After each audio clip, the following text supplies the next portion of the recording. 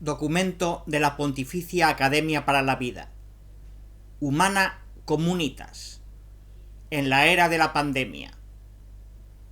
Consideraciones intempestivas sobre el renacimiento de la vida. Lectura dramatizada. El COVID-19 ha traído tanta desolación al mundo. Lo hemos visto durante mucho tiempo, todavía estamos en ello. Y aún no ha terminado. Puede que se acabe ya pronto. ¿Qué hacer con ello? Seguramente estamos llamados a tener valor para resistir. La búsqueda de una vacuna y de una explicación científica completa de lo que desencadenó la catástrofe habla de ello. ¿También estamos llamados a una mayor conciencia? Y si es así, ¿cómo ésta evitará que caigamos en la inercia de la complacencia? O peor aún, en la connivencia de la resignación. ¿Existe un paso atrás reflexivo que no sea la inacción? ¿Un pensamiento que pueda mutarse en agradecimiento por la vida recibida? Y por lo tanto, un pasaje para el renacimiento de la vida. COVID-19 es el nombre de una crisis global, pandémica, con diferentes facetas y manifestaciones, por supuesto, pero con una realidad común.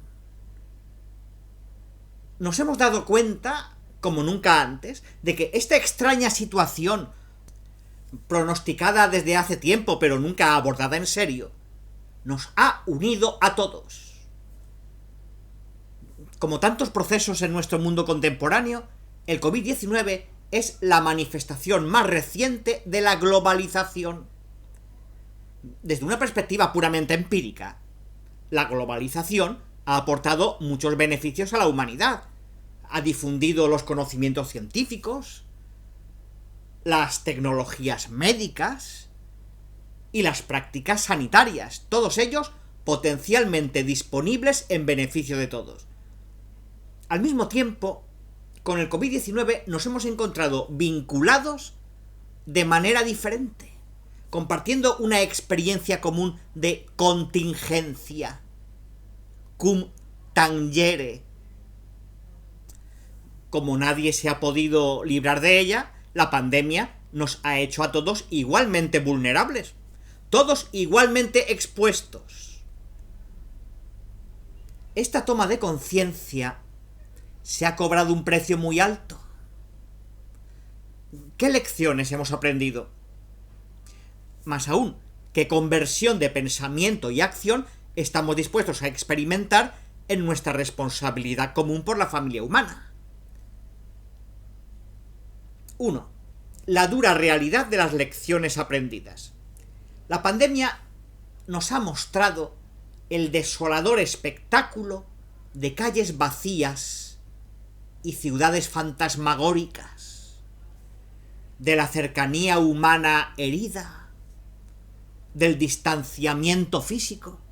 Nos ha privado de la exuberancia de los abrazos, la amabilidad de los apretones de manos, el afecto de los besos, y ha convertido las relaciones en interacciones temerosas entre extraños.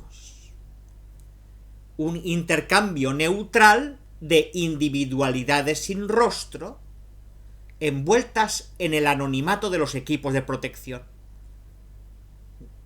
Las limitaciones de los contactos sociales son aterradoras. Pueden conducir a situaciones de aislamiento, desesperación, ira y abuso. En el caso de las personas de edad avanzada, en las últimas etapas de la vida, el sufrimiento ha sido aún más pronunciado, ya que a la angustia física se suma la disminución de la calidad de vida y la falta de visitas de familiares y amigos. 1.1. Vida tomada, vida dada. La lección de la fragilidad. Las metáforas predominantes que ahora invaden nuestro lenguaje ordinario enfatizan la hostilidad y un sentido penetrante de amenaza.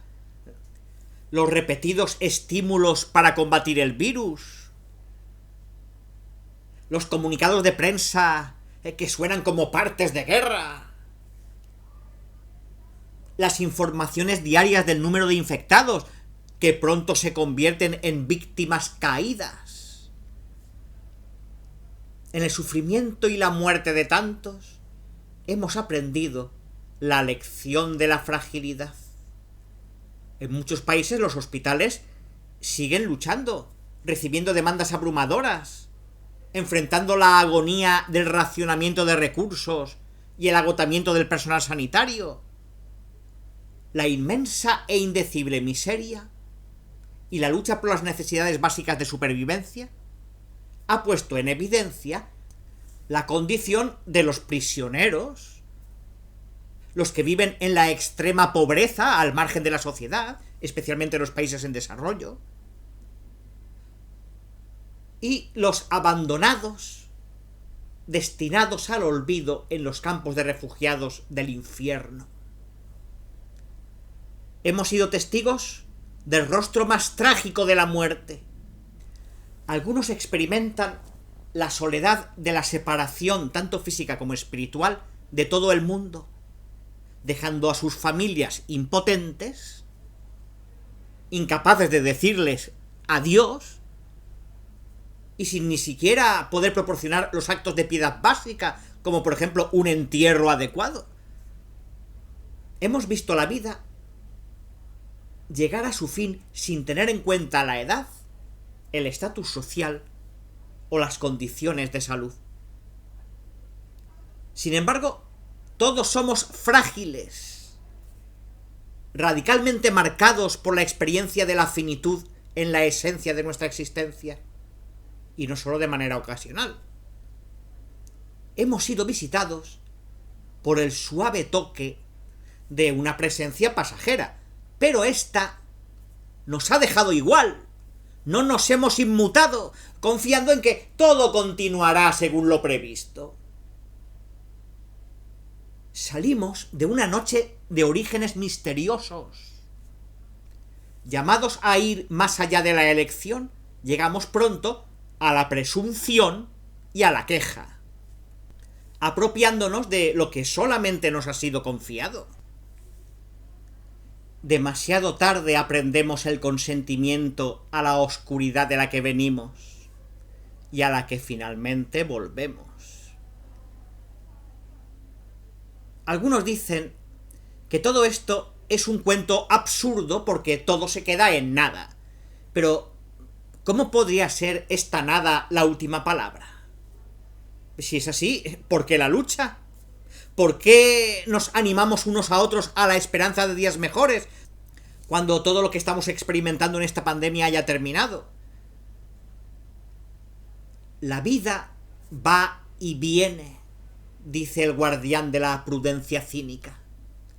Sin embargo, su ascenso y descenso, ahora más evidente por la fragilidad de nuestra condición humana, podría abrirnos a una sabiduría diferente, a una realización diferente.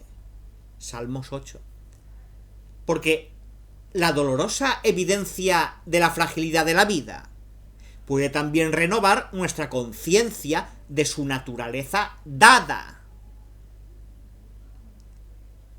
Volviendo a la vida después de saborear el fruto ambivalente de su contingencia, no seremos más sabios, no seremos más agradecidos, menos arrogantes. 1.2. El sueño imposible de la autonomía y la lección de la finitud. Con la pandemia, nuestros reclamos de autodeterminación autónoma y control han llegado a un punto muerto, un momento de crisis que provoca un discernimiento más profundo.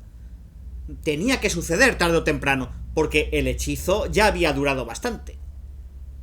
La epidemia del COVID-19 tiene mucho que ver con nuestra depredación de la tierra y el despojo de su valor intrínseco. Es un síntoma del malestar de nuestra tierra y de nuestra falta de atención. Más aún, un signo de nuestro propio malestar espiritual. ¿Seremos capaces de colmar el foso que nos ha separado de nuestro mundo natural, convirtiendo con demasiada frecuencia nuestras subjetividades asertivas en una amenaza para la creación? ¿Una amenaza para los demás? Consideremos la cadena de conexiones que unen los siguientes fenómenos.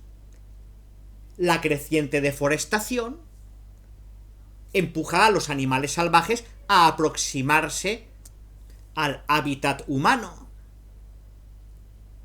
Los virus alojados en los animales entonces se transmiten a los humanos, exacerbando así la realidad de la zoonosis, un fenómeno bien conocido por los científicos como vehículo de muchas enfermedades. La exagerada demanda de carne en los países del primer mundo da lugar a enormes complejos industriales de cría y explotación de animales. Es fácil ver cómo estas interacciones pueden, en última instancia, ocasionar la propagación de un virus a través del transporte internacional, la movilidad masiva de personas, los viajes de negocios, el turismo, etc. El fenómeno del COVID-19 no es solo resultado de acontecimientos naturales. Lo que ocurre en la naturaleza es ya el resultado de una compleja intermediación con el mundo humano de las opciones económicas y los modelos de desarrollo, a su vez infectados con un virus diferente de nuestra propia creación. Es el resultado, más que la causa, de la avaricia financiera, la autocomplacencia de los estilos de vida definidos por la indulgencia del consumo y el exceso. Hemos construido para nosotros mismos un ethos de prevaricación y desprecio por lo que se nos da en la promesa elemental de la creación. Por eso estamos llamados a reconsiderar nuestra relación con el hábitat natural, para reconocer que vivimos en esta tierra como administradores, no como amos y señores. Se nos ha dado todo, pero la nuestra es solo una soberanía otorgada, no absoluta. Consciente de su origen, lleva la carga de la finitud y la marca de la vulnerabilidad. Nuestro destino es una libertad herida. Podríamos rechazarla como si fuera una maldición, una condición provisional que será pronto superada, o podemos aprender una paciencia diferente, capaz de consentir a la finitud y de renovada permeabilidad a la proximidad del prójimo y a la lejanía. Cuando se compara con la situación de los países pobres, especialmente en el llamado sur global, la difícil situación del mundo desarrollado parece más bien un lujo.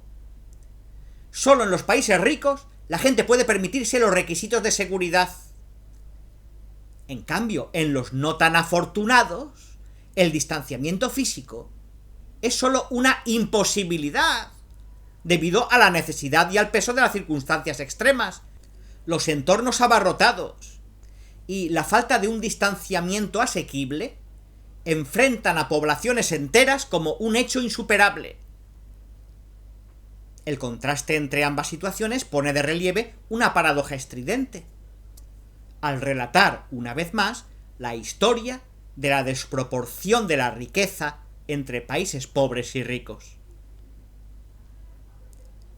Aprender la finitud y aceptar los límites de nuestra propia libertad es más que un ejercicio sobrio de realismo filosófico. Implica abrir nuestros ojos a la realidad de los seres humanos que experimentan tales límites en su propia carne, por así decirlo.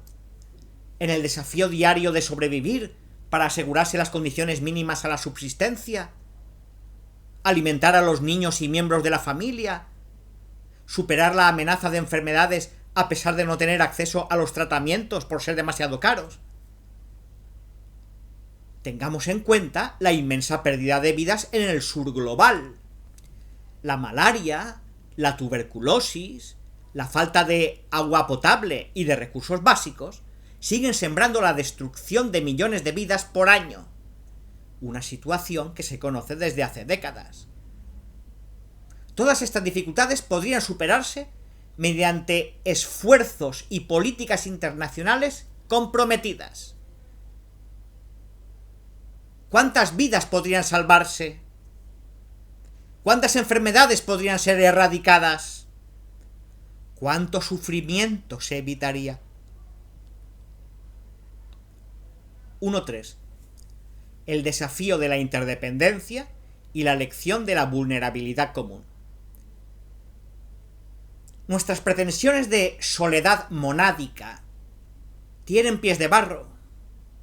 Con ellos se desmoronan las falsas esperanzas de una filosofía social atomista construida sobre la sospecha egoísta hacia lo diferente y lo nuevo.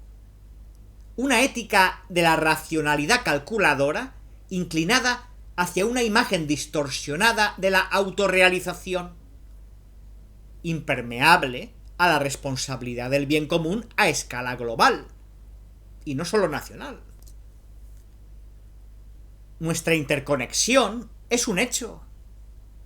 Nos hace a todos fuertes o, por el contrario, vulnerables, dependiendo de nuestra propia actitud hacia ella. Consideremos su relevancia a nivel nacional, para empezar. Aunque el COVID-19 puede afectar a todos, es especialmente dañino para poblaciones particulares, como los ancianos o las personas con enfermedades asociadas y sistemas inmunológicos comprometidos. Las medidas políticas se toman para todos los ciudadanos por igual. Piden la solidaridad de los jóvenes y de los sanos con los más vulnerables. Piden sacrificios a muchas personas que dependen de la interacción pública y la actividad económica para su vida.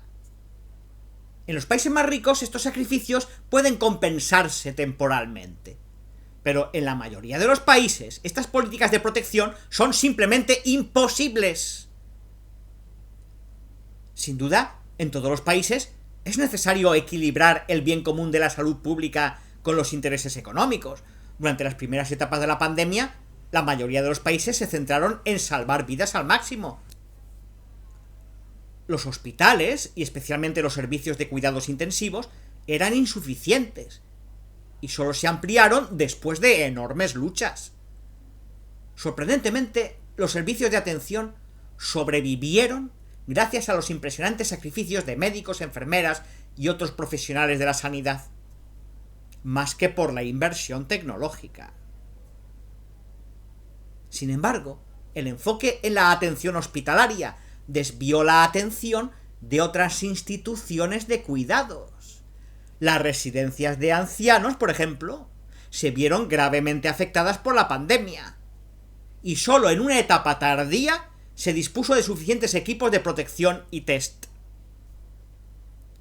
Los debates éticos sobre la asignación de recursos se basaron principalmente en consideraciones utilitarias, sin prestar atención a las personas que experimentaban un mayor riesgo y una mayor vulnerabilidad. En la mayoría de los países se ignoró el papel de los médicos generales, mientras que para muchas personas son el primer contacto en el sistema de atención. El resultado ha sido un aumento de las muertes y discapacidades por causas distintas del COVID-19. La vulnerabilidad común exige también la cooperación internacional, así como entender que no se puede resistir a una pandemia sin una infraestructura médica adecuada accesible a todos a nivel mundial. Tampoco se puede abordar la difícil situación de un pueblo infectado repentinamente de manera aislada, sin forjar acuerdos internacionales y con una multitud de diferentes interesados. El intercambio de información, la prestación de ayuda y la asignación de los escasos recursos deberán abordarse en una sinergia de esfuerzos. La fuerza de la cadena internacional viene dada por el eslabón más débil. La lección recibida espera una asimilación más profunda. Seguro que las semillas de esperanza se han sembrado en la oscuridad de los pequeños gestos, de los actos de solidaridad demasiado numerosos para contarlos y demasiado preciosos para difundirlos. Las comunidades han luchado honorablemente, a pesar de todo, a veces contra la ineptitud de su liderazgo político, para articular protocolos éticos, forjar sistemas normativos y recuperar vidas sobre ideales de solidaridad y solicitud recíproca. La apreciación unánime de estos ejemplos muestra una comprensión profunda del auténtico significado de la vida y una forma deseable de realización personal. Sin embargo, no hemos prestado suficiente atención, especialmente a nivel mundial, a la interdependencia humana y a la vulnerabilidad común. Si bien el virus no reconoce fronteras, los países han sellado sus fronteras. A diferencia de otros desastres, la pandemia no afecta a todos los países al mismo tiempo, aunque esto podría ofrecer la oportunidad de aprender de las experiencias y políticas de otros países.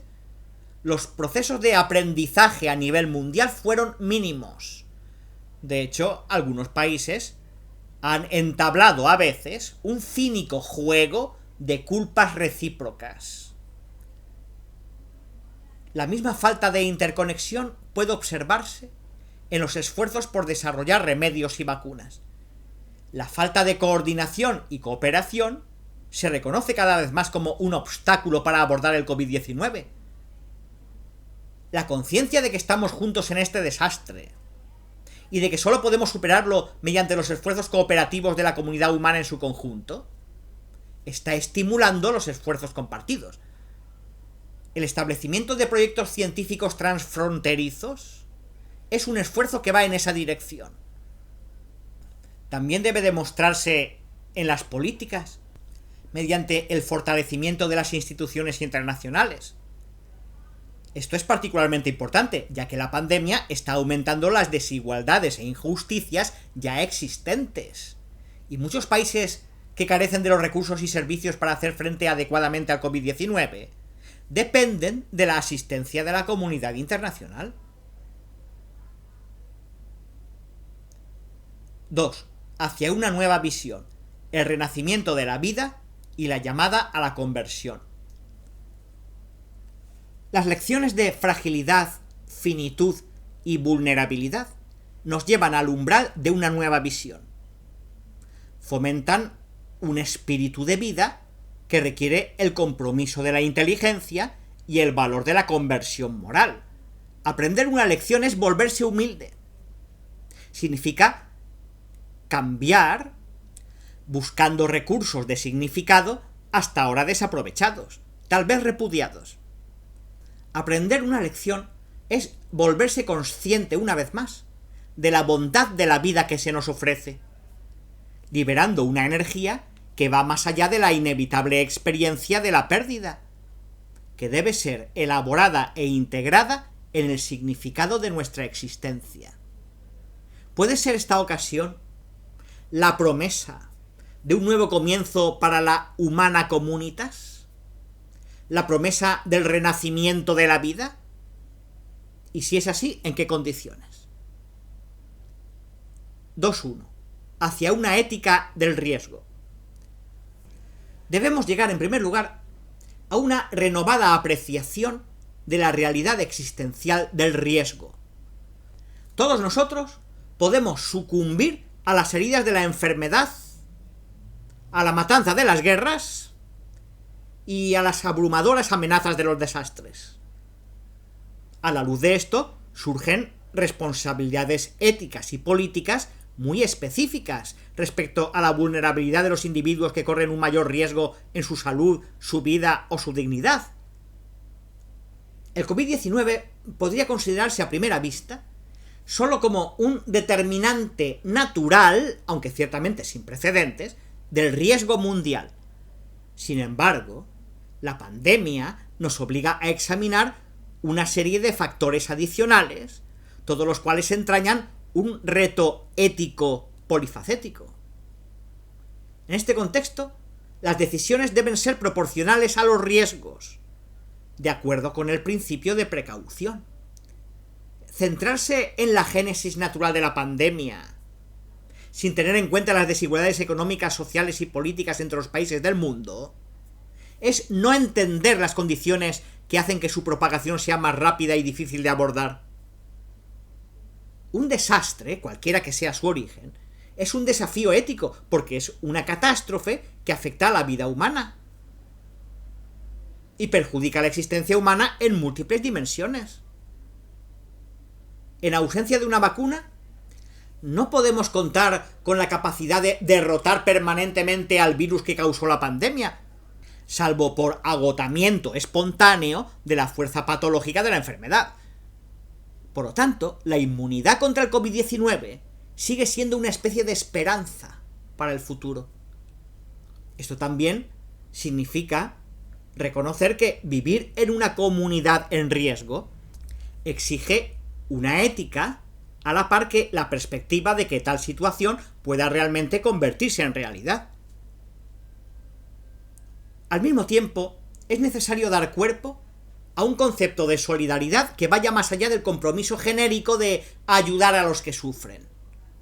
Una pandemia nos insta a todos a abordar y remodelar las dimensiones estructurales de nuestra comunidad mundial que son opresivas e injustas. Aquellas a las que, en términos de fe, se les llama estructuras de pecado. El bien común de la comunidad humana no puede lograrse sin una verdadera conversión de las mentes y los corazones. El llamamiento a la conversión se dirige a nuestra responsabilidad. Su miopía es imputable a nuestra falta de voluntad de mirar la vulnerabilidad de las poblaciones más débiles a nivel mundial, y no a nuestra incapacidad de ver lo que es tan obviamente claro. Una apertura diferente puede ampliar el horizonte de nuestra imaginación moral para incluir finalmente lo que ha sido descaradamente pasado por alto y relegado al silencio. 2.2. El llamamiento a los esfuerzos mundiales y a la cooperación internacional. Los contornos básicos de una ética del riesgo, basada en un concepto más amplio de solidaridad, implican una definición de comunidad que rechaza cualquier provincialismo, la falsa distinción entre los que están dentro, es decir, los que pueden exhibir una pretensión de pertenecer plenamente a la comunidad, y los que están fuera, es decir, los que pueden esperar, en el mejor de los casos, una supuesta participación en ella. El lado oscuro de esa separación debe ponerse de relieve como una imposibilidad conceptual y una práctica discriminatoria. No se puede considerar que nadie esté simplemente a la espera del reconocimiento pleno de su estatuto, como si estuviera a las puertas de la humana communitas. El acceso a una atención de salud de calidad y a los medicamentos esenciales debe reconocerse como un derecho humano universal. De esta premisa se desprenden lógicamente dos conclusiones. La primera se refiere al acceso universal a las mejores oportunidades de prevención, diagnóstico y tratamiento, más allá de su restricción a unos pocos. La distribución de una vacuna, una vez que esté disponible en el futuro, es un punto en el caso. El único objetivo aceptable, coherente con una asignación justa de la vacuna, es el acceso para todos, sin excepciones. La segunda conclusión se refiere a la definición de la investigación científica responsable. Está mucho en juego, y los temas son complejos. Cabe destacar 3 de ellos. Primero, con respecto a la integridad de la ciencia y las nociones que impulsan su avance. El ideal de objetividad controlada, si no totalmente desapegada. Y el ideal de libertad de investigación, especialmente la libertad de conflictos de intereses. En segundo lugar, está en juego la naturaleza misma del conocimiento científico como práctica social, definida en un contexto democrático por normas de igualdad, libertad y equidad. En particular, la libertad de investigación científica no debe incluir la adopción de decisiones políticas en su esfera de influencia. La toma de decisiones políticas y el ámbito de la política en su conjunto mantienen su autonomía frente a la usurpación del poder científico, especialmente cuando éste se convierte en una manipulación de la opinión pública. Por último, lo que se cuestiona aquí es el carácter esencialmente fiduciario del conocimiento científico en su búsqueda de resultados socialmente beneficiosos, especialmente cuando el conocimiento se obtiene mediante la experimentación en seres humanos y la promesa de un tratamiento probado en ensayos clínicos.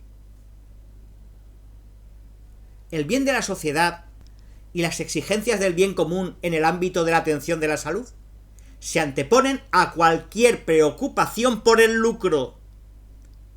Y esto porque las dimensiones públicas de la investigación no pueden ser sacrificadas en el altar del beneficio privado.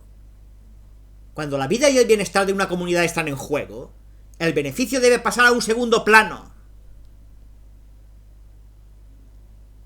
La solidaridad se extiende también a cualquier esfuerzo de cooperación internacional. En este contexto, la Organización Mundial de la Salud, OMS, ocupa un lugar privilegiado. Profundamente arraigada en su misión de dirigir la labor internacional en materia de salud, está la noción de que solo el compromiso de los gobiernos en una sinergia mundial puede proteger, fomentar y hacer efectivo un derecho universal al más alto nivel posible de salud. Esta crisis pone de relieve lo mucho que se necesita una organización internacional de alcance mundial, que incluya específicamente las necesidades y preocupaciones de los países menos adelantados, que se enfrentan a una catástrofe sin precedentes. La estrechez de miras de los intereses nacionales ha llevado a muchos países a reivindicar para sí mismos una política de independencia y aislamiento del resto del mundo. Como si se pudiera hacer frente a una pandemia sin una estrategia mundial coordinada. Esta actitud podría dar una idea de la subsidiariedad y de la importancia de una intervención estratégica basada en la pretensión de que una autoridad inferior tenga precedencia sobre cualquier autoridad superior más distante de la situación local. La subsidiariedad debe respetar la esfera legítima de la autonomía de las comunidades, potenciando sus capacidades y responsabilidad. En realidad, la actitud en cuestión se alimenta de una lógica de separación que, para empezar, es menos eficaz contra el COVID-19. Además, la desventaja no solo es de facto corta de miras, sino que también da lugar a un aumento de las desigualdades y a la exacerbación de los desequilibrios de recursos entre los distintos países. Aunque todos, ricos y pobres, son vulnerables al virus, estos últimos están obligados a pagar el precio más alto y a soportar las consecuencias a largo plazo de la falta de cooperación. Es evidente que la pandemia está empeorando las desigualdades que ya están asociadas a los procesos de globalización, haciendo que más personas sean vulnerables y estén marginadas, desprovistas de atención sanitaria, empleo y redes de seguridad social.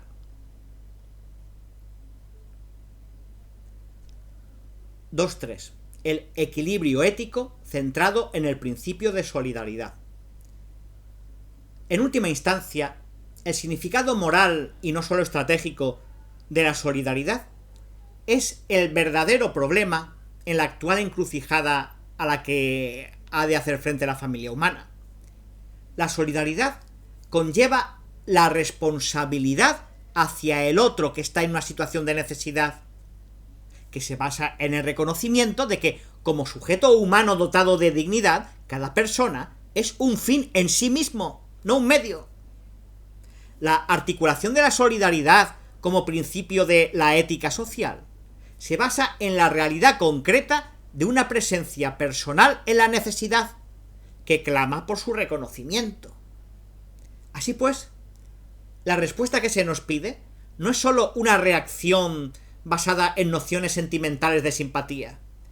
Es la única respuesta adecuada a la dignidad del otro que requiere nuestra atención.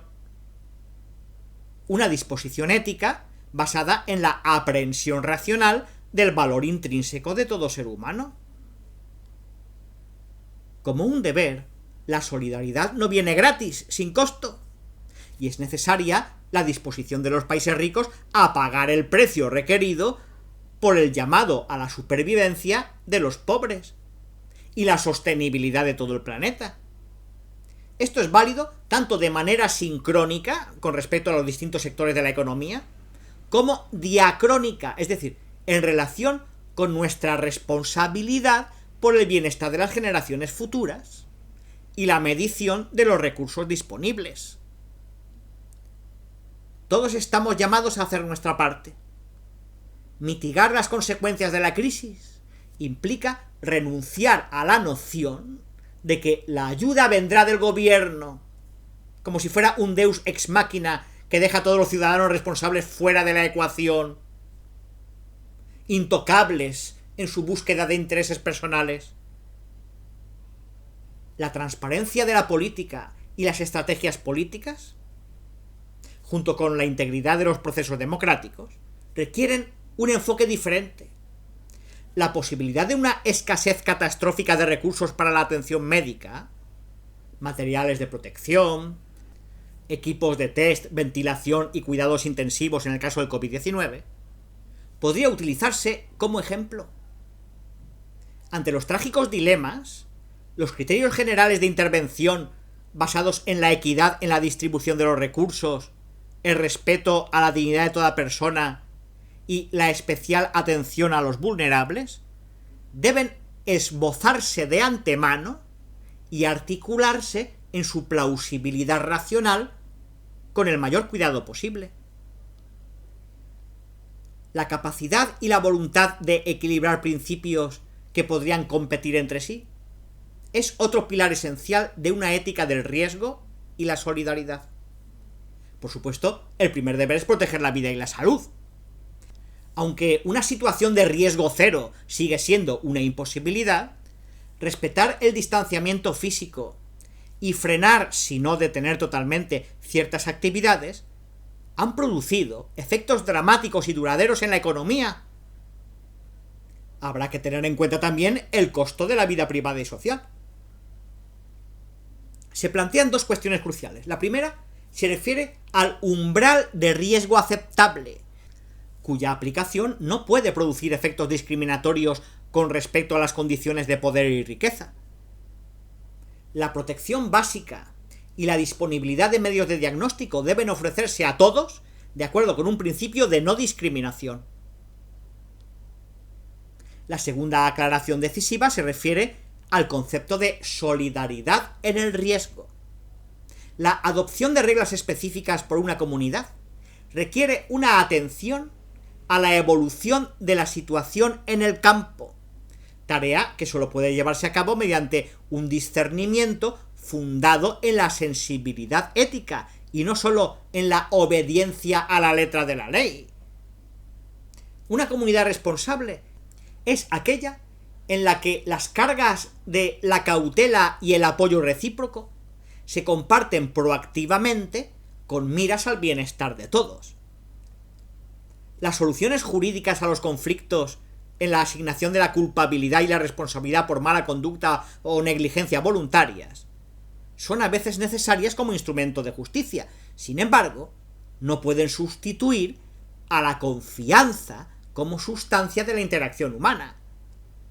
Solo esta última nos guiará a través de la crisis, ya que solo sobre la base de la confianza puede la humana communitas finalmente florecer. Estamos llamados a una actitud de esperanza más allá del efecto paralizante de dos tentaciones opuestas. Por un lado, la resignación que sufre pasivamente los acontecimientos, y por otro, la nostalgia de un retorno al pasado, solo anhelando lo que había antes.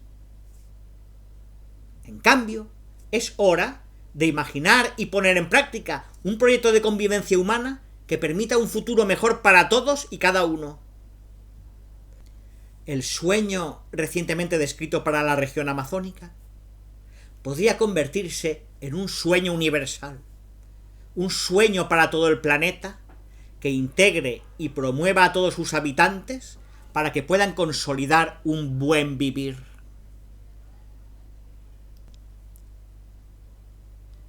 Ciudad del Vaticano, 22 de julio de 2020.